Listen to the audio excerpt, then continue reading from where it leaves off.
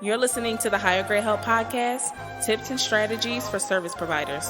This podcast is designed to help service providers build strong teams and grow their businesses. Hosted by me, workforce development industry expert, Sina Martin, each episode will cover a range of topics related to hiring and team building in the service industry.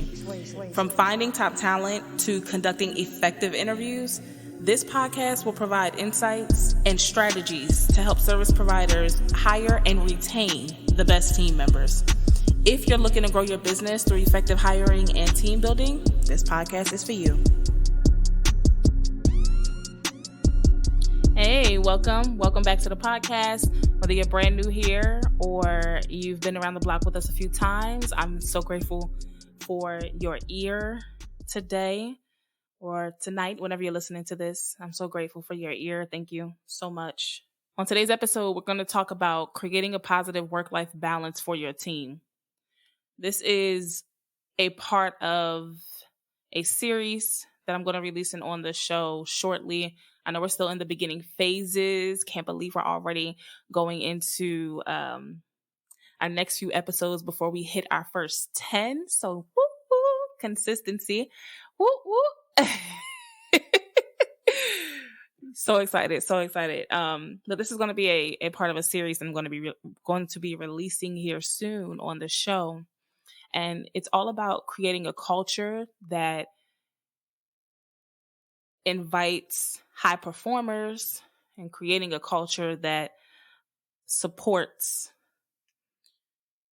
transparency, honesty, and the development of real leaders on your team. And so to kick off this series that we have coming down the pipeline, I wanted to talk today about creating a positive work-life balance for your team.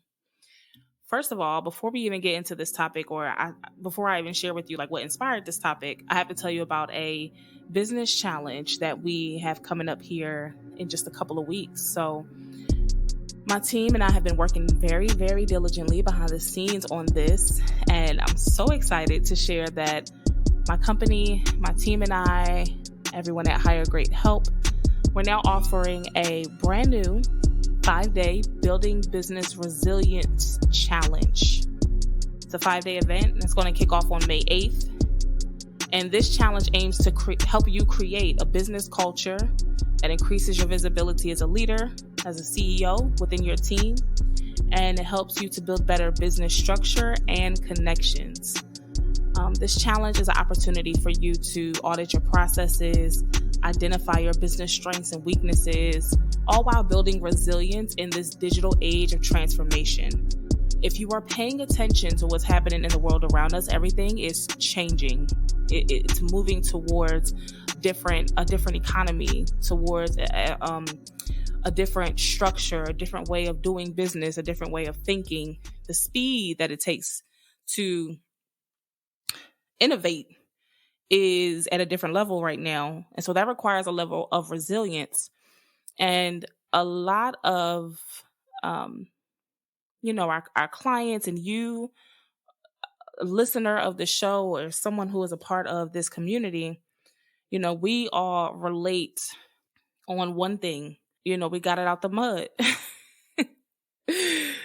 We got it out the mud. Like we started from either very little or, we started with a hope and a wish and a notebook and a prayer, right? $1 and a dream, as they would say. And, we had to figure out how to build this brick by brick as we went along. But the thing about it is when you get stuck in hustle culture and hustle mindset and you don't think about what's required to consistently reinvent yourself and to transform how you are approaching your leadership development and how you are approaching building your team, communicating with your team, creating positive balance within your team. You don't evaluate those things, or really what it is you don't slow down to evaluate those things. It can put you in a place where you become your biggest threat, and you may be the tipping point that could put you out of business. So to help you identify your strengths, your weaknesses, and your bottlenecks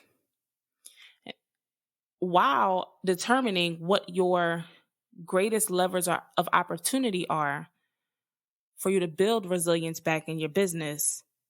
We've put together this 5-day challenge that really is unlike any challenge you've gone to. I can say that confidently.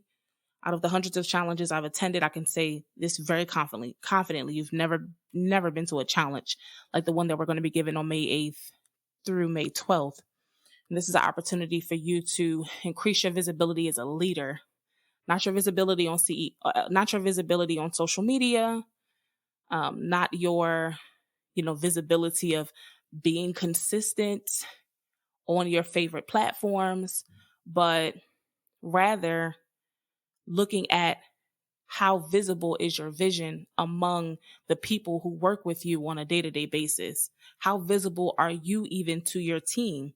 Or are you operating as that CEO that's throwing work at them and treating them as the doers, as the task rabbits, the workhorses that have to get it done? And rarely do they have a human heart-to-heart connection with you as their leader, right? They don't understand your vision. They don't see where you're trying to take the business because you're not very visible to them in that space. So that's where we're going to help you uncover, unpack, and pull apart at the Building Business Resilience Challenge. We're kicking it off May 8th. It's going to last for 5 days until May 12th. Registration actually opens up tomorrow. So you're getting the first dibs on it if you're listening to my voice right now on this episode. But I want you to show up for yourself, and, show up for the people who work for you, who count on you to consistently develop and to get better so that they can follow your lead and do the same. So, mini commercial over. Let's jump into today's episode.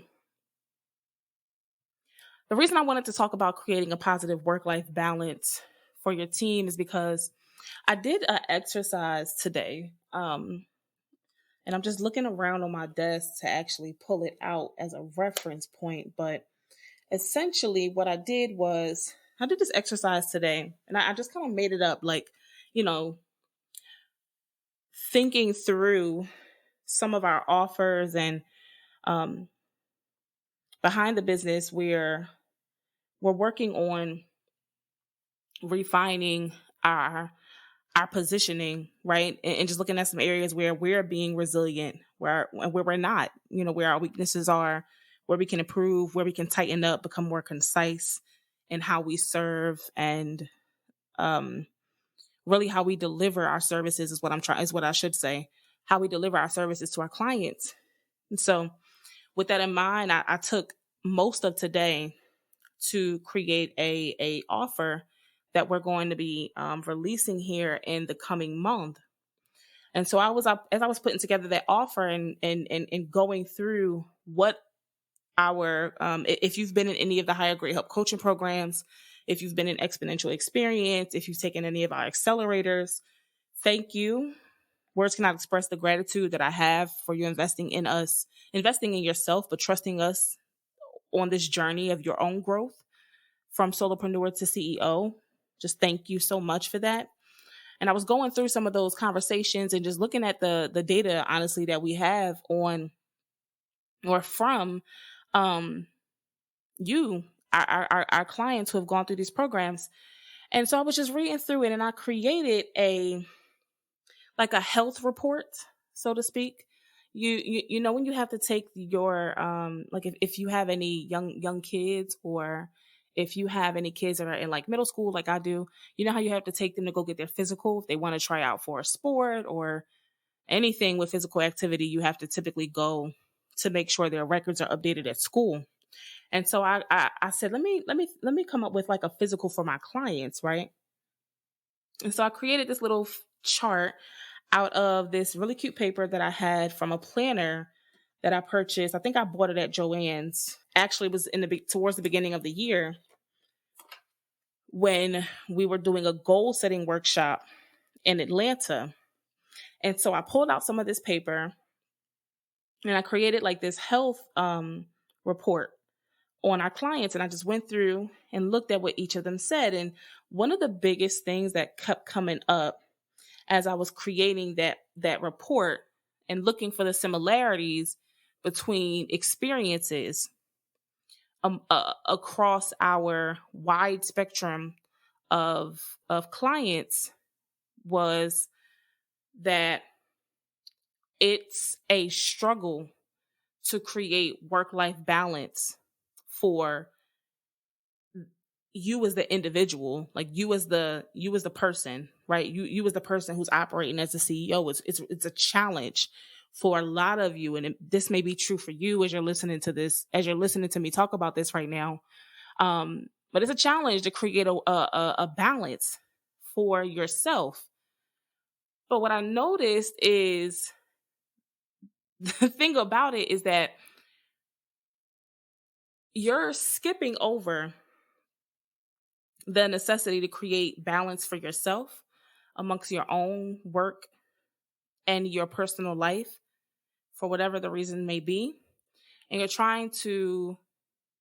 you're beating yourself up for not infusing that very same work-life balance that doesn't exist for you into your team members. You want your team members to feel appreciated, and you want them to be able to take over more support so that it gives you free time in the business. But you care about their balance more than your own. Let me know if like this is resonating or if it's hitting or if it's making sense. Let me know somewhere below, wherever you're watching this episode, if this is hitting and making sense. Drop a comment and tell me if that's true or not. But that's something I noticed that kept coming up as I was going through this health report that I created on our clients. And I said, wow, that's so interesting that the one word every single one of our clients, and that maybe you, if you were a past client of ours, has said on the intake forms, for example, that we have you fill out when you first join one of our programs, is overwhelm. Overwhelm kept coming up over and over again.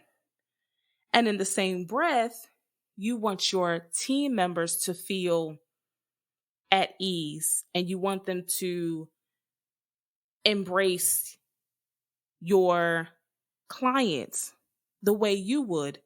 And you want them to have care and consideration and a soft life. You see where I'm going with this?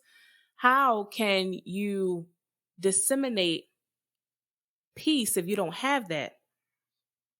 Yeah, so that's what inspired this episode today, and it's really why I wanted to talk about this topic. So that's a little backstory on it, but let me go into why this is important. Why this is so very, very important.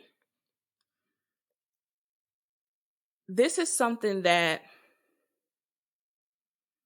I'm not going to say I live by it, but what I will say is it's a non-negotiable value of mine at this point. At this point in the game for me, I've been in business since 2014, officially incorporated since 2019. Going into year 9. At this stage of the game, I refuse to negotiate having positive work-life balance in my team. One thing for me is I have to rest more than I work. And the reason for that is because when I work, I go in, like I go hard.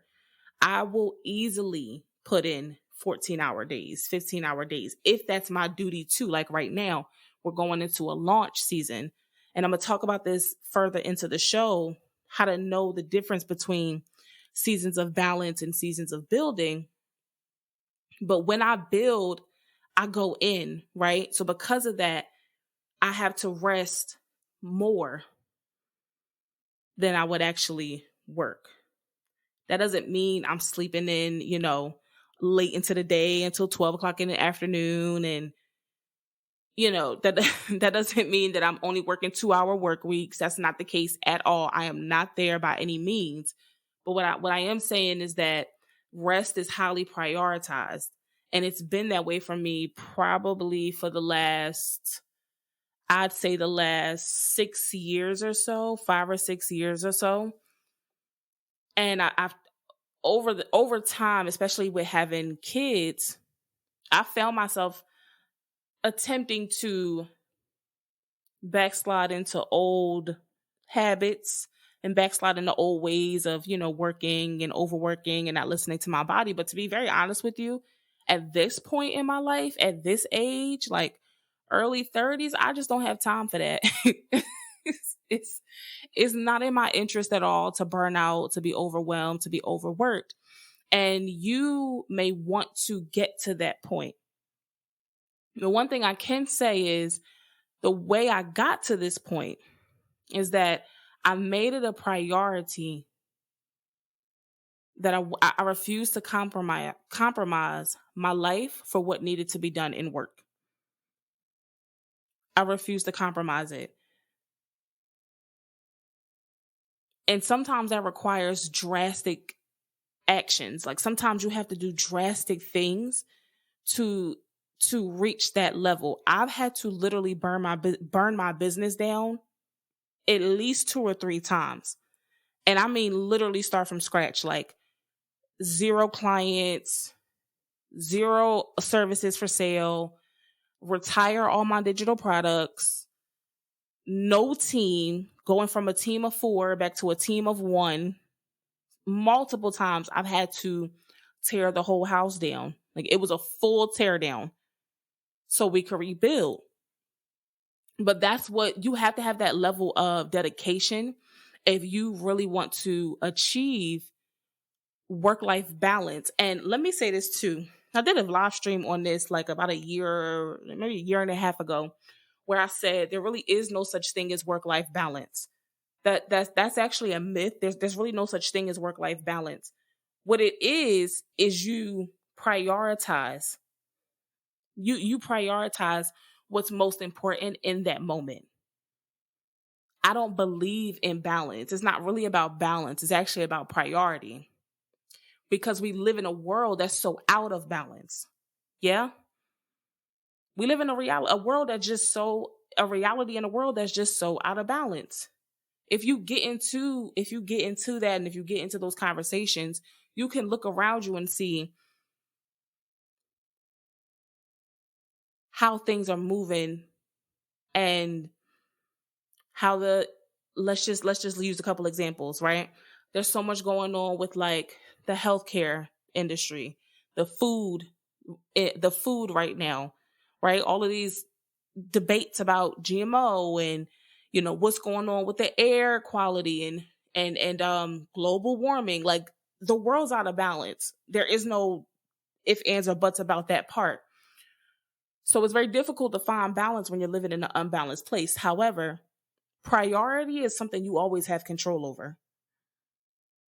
And if you are destined and determined to not die from work, you have to get your priorities in order. Yeah? That's why I think this is so important. This is something that it's not an option, because the choice will be made for you if you don't make the choice. And so when I'm going back to what I said initially, which was work-life balance or having a positive prioritization of work and life within my team is a non-negotiable. I mean that. And that's why. I've had team members who burnt out and couldn't work for 2 weeks at a time, 3 weeks at a time, because they got themselves sick, or they were, slaving away. I hate to use that word, but, working extremely hard and then going home and trying to be a parent and trying to be a sister and trying to be a spouse. And it doesn't it doesn't pan out the way that you think it's going to. You can only do so much because your physical body only has so much to give in the day. You've heard this so many times. I'm not saying anything that you haven't heard. But what I will say that you may have not heard is the choice will be made for you. Either you're going to sit your ass down or your body is going to sit yourself down. One or the other. So that's why this is so important to me. Now let's talk about, well, right here, I'm going to pause. Let's pay a couple bills and we'll be right back. I have a new ebook that I'm putting the finishing touches on, getting edited, and I'm super excited because I haven't put out an ebook in, oh gosh, it's been like 6 years since the last time I actually released and wrote an ebook. So this one, I put a lot of time into it. Anyway, I want you to know about it. It's called Rise Up: Effective Workforce Management for Startups. And this book is like, when I tell you, it's the thing I wish I had. It's like the bread and butter of what I wish I had when I started hiring people for my team and when I started building my own workforce for my company.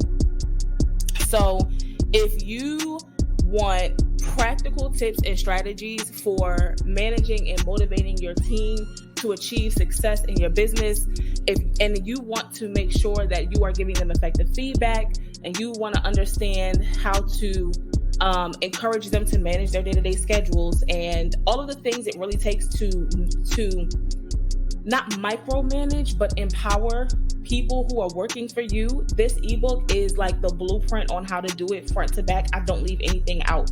So there's a link or website around this video or around this episode if you're listening to this on the podcast somewhere. So check the show notes or check the description. But go ahead and pre-order that ebook. Put your name on the pre-order list and you'll be able to pre-order the ebook so that you can get the first chapter before the rest of the general public. And I'll make sure that you get a couple of bonuses too for being one of the first readers. I can't wait for you to read it.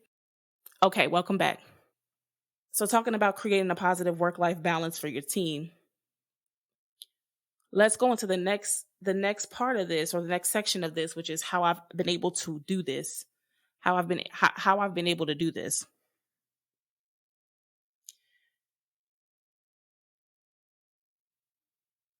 I think the thing that's given me the ability to be able to do this is, one, I had to get myself into a habit of rest. Oh, that's a really good way to say that. I had to get myself into a habit of rest. What I mean by that is this. If you've followed me on Instagram or Facebook or really any of our social medias, I'm typically on Instagram and LinkedIn the most. But our community, if you're in our community or if you follow me on Facebook, then you've seen me talk about this for years at this point. It's a recurring theme in my content. I fully believe in taking sabbaticals. Probably not, and it's probably not the type of sabbaticals you're used to hearing people say. Like people, sometimes I'll see, coaches and business owners talk about sabbaticals like it's a luxurious thing, right? Like, oh, I'm taking a I'm going to take a sabbatical, and it sounds cute, but that's not what I mean. We have a rest day that comes in every single week. It's not set to a certain day. I won't get into all the details because I keep my spiritual walk very separate from the business conversation. But what I will say, for the sake of this episode, and because I truly want to help you start to explore what this path could look like, is my separate, set apart spiritual walk had to become very tight. Okay. And I don't mean tight in the sense of there's no space for you to move. You're stuck or you're trapped. That's not what I mean. What I mean by tight is discipline. Okay. Let's clarify. My spiritual walk had to become very disciplined, which I'm still working on. By no means have I perfected that. However, that was the beginning of me being able to create positive work-life balance for myself so that I could teach it to my team. And one of the things that greatly helped me do that was following um, a ordinance, you could say, of taking a rest day every single week. There's a rest day that comes in every single week, and we acknowledge that. And when I say we, I mean my whole house shuts down. Okay. We don't cook. We don't work. We don't answer emails. We don't look at, as much as I can. Like, it's to the point where I'll delete my social media apps off my phone. Everything is shut down because that day is to rest. Everything rests to the point where we'll get sleepy like early in the day or during that like morning and just want to sleep that whole day. And it's not always on the same day every single week, but it's just a day of rest. That has trained myself, my family, even my kids to have a consistent cycle of resting and resetting. And because that is something that is non-negotiable for our spiritual walk, I then begin to share that with my team members. So if you ask anyone who's on the Higher Grade Help team about Sabbath day, they'll tell you we don't have team meetings. We don't talk that day. We don't, get into our Slack channels that day. Nothing. It doesn't matter if it's in the middle of a Tuesday. It's not happening. Right. And that's what I mean by having balance and not putting work above all else. Now, of course, you have to have systems in place and you have to have certain processes that will allow your customers to continue to be helped and answered and taken care of really while you are taking these rest days. It's a process to get there. That's a whole process that I'll be talking about in the 5-day business building business resilience challenge. So if you're interested in it, make sure you get registered for the challenge when we open up the doors tomorrow morning. You'll see me post up about it, or you could just go to challenge.highergradehelp.com and you'll be able to get registered for the challenge. And to do this, like I said, you have to have systems and processes in place. But that is something that my whole team they see me do it. And I'll say, our rest day is on this day. Our rest day is coming up this day, this month, or it's coming up at this time, or it's coming up, whatever. And they'll know month by month what the rest days are. It's on our team calendar. So it's without a question. But and it doesn't matter if, we have an international team. We have a hybrid team. So some of us are in person. Some of us are, on a continent. We're really spread out all over. At one point, we had team members who were in other countries, in India, all over the place. So we're not all in one central location. However, when those rest days come, we work out what the time zone difference is, and everyone knows it's a rest day. Right? You're not talking to Cena today. It's not happening. It's a rest day. Yeah. So that is the way I've been able to accomplish this, is to set up those customer support systems that allow me to take off those days, whether it's the middle of the week, whether it's the end of the week, whether it's a major holiday, it doesn't matter. It doesn't matter. And so that's as simple as it is. It gets much more detailed in regards to like what systems to put in place and like what processes you need, and how do you make sure that questions are being answered while you're out of the office for that day without everything going haywire, especially if you are wired into the habit of putting out fires for your clients every single day, and you've formed a habit of never separating yourself from the computer until you've been there for 12 hours. Now, granted, I've probably been at my computer 12 hours today, but that's because, like I said, we're getting ready for a launch. So it's a building season for us right now. But this is not the normal for me, right? I could easily put in a couple of hours a day, 2 or 3 or 4 hours, and I'll be done. But if you have created a habit where you are glued to your computer for at least 12 hours a day, it can be no, it's not can be, it will be. It will be a challenge to separate yourself and to start to wean yourself off of workaholic syndrome. Or, we call it solopreneur syndrome over here. It will be a challenge to wean yourself off of solopreneur syndrome. However, it's not to say it can't be done. It can be done because I have been there. I've successfully done it with the methods I'm currently teaching you on this episode. But two things you have to ask yourself and identify with is, one, why is this important to you? What's at stake if you don't start to rest and create a positive work-life balance for yourself? Is it your health? Are you experiencing high stress levels that are affecting other areas of your body? Is your cycle out of whack? Because your cells have stress within them. You know how I know? Happened to me. Is your cortisol through the roof? Did your doctor tell you you have to start to release some stress or you're going to put yourself into an early grave? Like, what's at stake? We got to be honest. And then how are you going to start to wean yourself off of solopreneur syndrome? What's the one thing that you need to focus on in your business that will start to relieve some strain for you? There's a lot of things you could do that could relieve stress for you, but what's the one thing that's going to be the biggest lever? Maybe it is training your team to run customer support without you being there.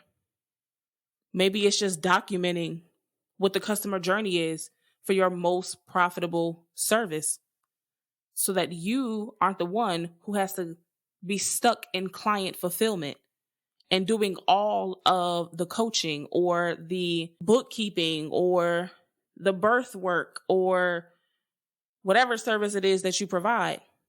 Maybe you just need to document that so other team members or contractors or providers can help you deliver that service to more customers. What's the one thing? What's the one thing that's going to give you relief? Maybe you just have to get out of admin work. Maybe the mundane admin tasks are wearing you out. It's running you thin. Like there's no more, you have no more left to give. So maybe it's just that, getting yourself out of the admin tasks that'll give you some mental space. But what's going to help you move towards creating that positive work-life balance for your team? Why is it important and how are you going to do it? So let's talk about this last piece, which is knowing the difference between a season of balance and a season of building. First of all, what's the difference between the two? I like to say that, or let me put it this way, from my own experience, sometimes you are forced into a season of balance, and you may be here right now as you're listening to me describe this, but sometimes you're forced into a season of balance because there is a lesson that's being taught to you. There's a trial or a test that you are experiencing to make you stronger or to prepare you for something greater that is coming. And oftentimes we don't have control over when it's time for us to enter seasons of balance. And typically seasons of balance are the result of seasons of pressure, when the weight of the world feels like it's right on your shoulders and it feels like your head's going to pop because you have so many things that have or feel like they have to have your attention, to the point where you're creating your own stress, trying to deal with the pressure. So seasons of balance can be forced. And other times you voluntarily walk into seasons of balance where you literally say, this is a time for me to rest. I've done enough. I've given enough. I'm good enough. I fought enough. I went hard enough. I'm more than enough. And I deserve to have balance and I deserve to rest. Sometimes you can voluntarily walk into seasons of balance, but you'll be able to tell based on the space that you create for your own well-being and for your own energy and for your own capacity. A season of balance can be a reset. It can be a recovery. It can be a release of that pressure. It can be a restart, a refresher. a change of scenery, and sometimes it's voluntarily taken. But you should have regular seasons of balance. Honestly, I would suggest having seasons of balance in some form or fashion every 60 days. Even if it's you taking a weekend to refresh, to recharge. And quite honestly, if you are using your mental IP to make decisions, high level decisions, you're going to need more time to rest because of how much mental capacity you put into the work that you do. Typically, CEOs and leaders and visionaries, it takes a lot more rest for us to recharge because of how much we put into every area of work, into every area that we work in on a daily basis. I mean, you're thinking for your company, you're thinking for the future of your company, you're helping your team members think through solutions, especially when 80 to 90%, 95% of the business tasks and projects are on you. All you do is think. So you need a lot more time to rest and refresh and reset. So you should definitely be taking a season of balance every 60 days, without a doubt. For longer than 2 days, I would suggest they be anywhere from 4 to 5 days.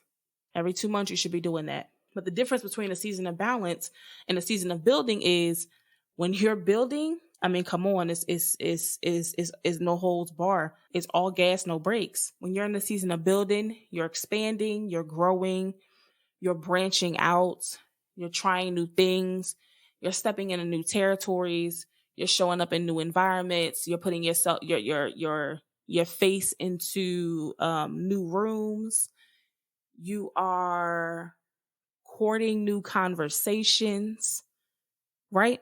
Like when you're in a season of building, you're building brick by brick. The thing is, you can't always be in a season of building.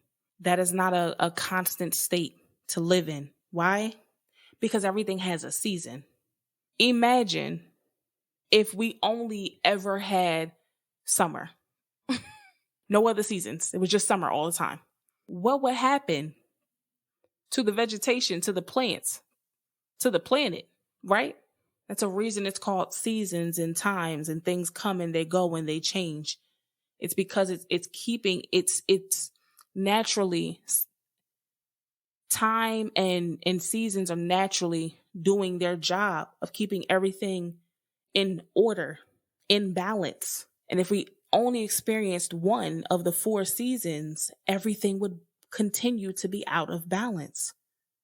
So if you want to put your work life, your personal life, and really your team's future back in balance, you have to start identifying when you are in seasons of balance versus seasons of building, and when your team is in a season of balance or a season of building. Because they're humans, they're going to go through changes just like you. So not only do I want you to recognize the difference between the two, but I want you to start to be aware of when each season is upon you. Yeah.